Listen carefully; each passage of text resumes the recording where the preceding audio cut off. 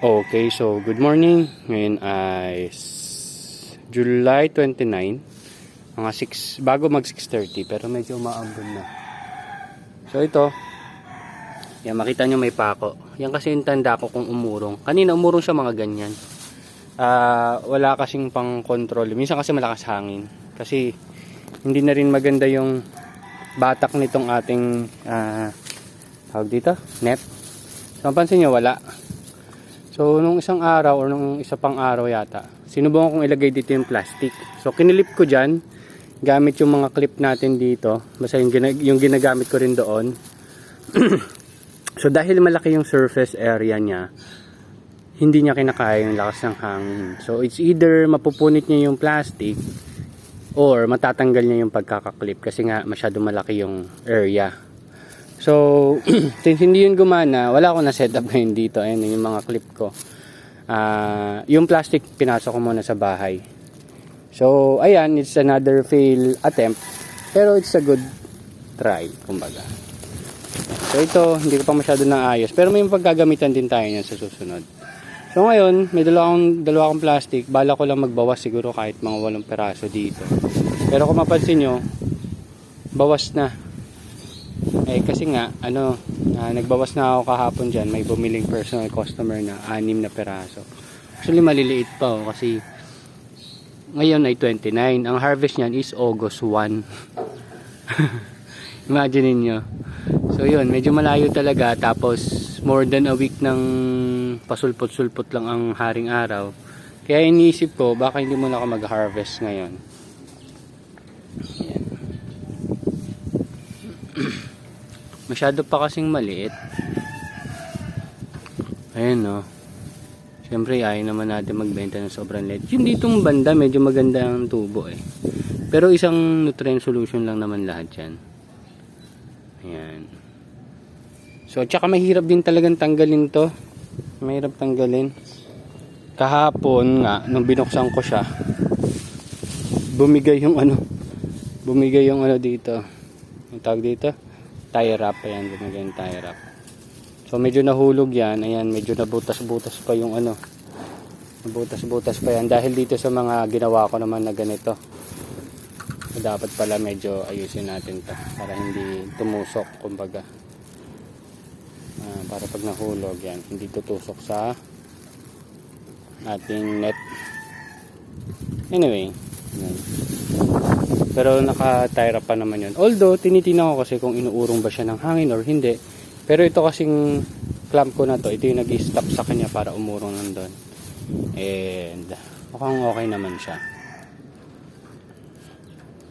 Yan. So, ito, para lang hindi mag-stick yung tubig, mag-stay yung tubig kasi hindi na maayos yung pagkakabatak nitong ating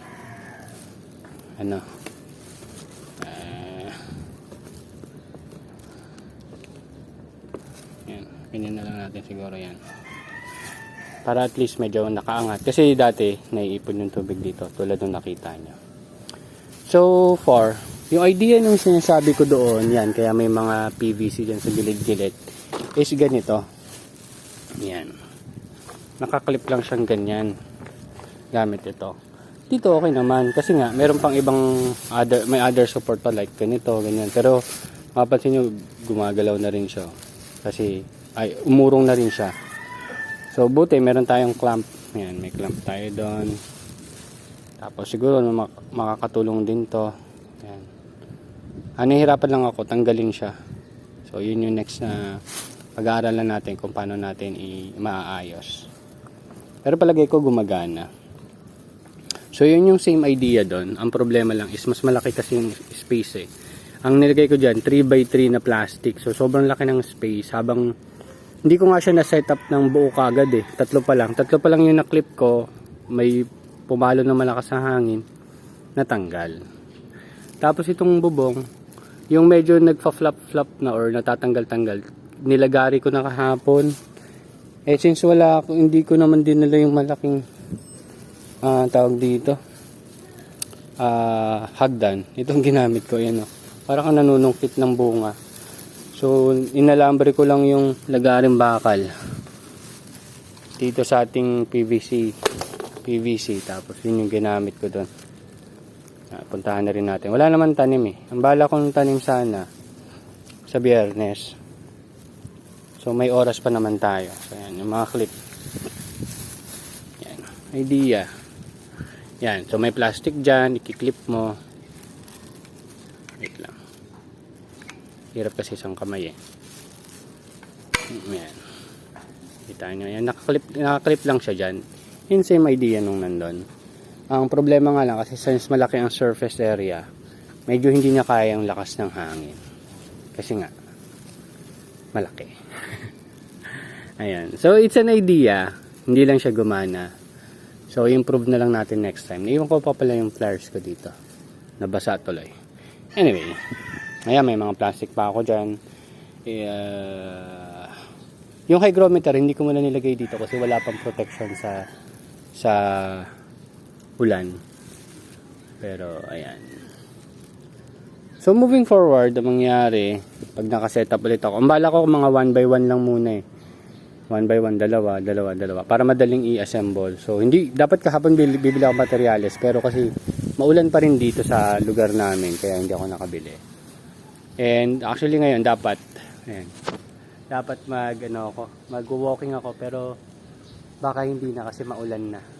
So sabihin na lang natin kay Kuya Jojo na tawag dito kay Kuya Jojo na wag muna tayo ngayon mag-harvest kasi sobrang maliliit pa. Sayang, lugi naman yung customers natin.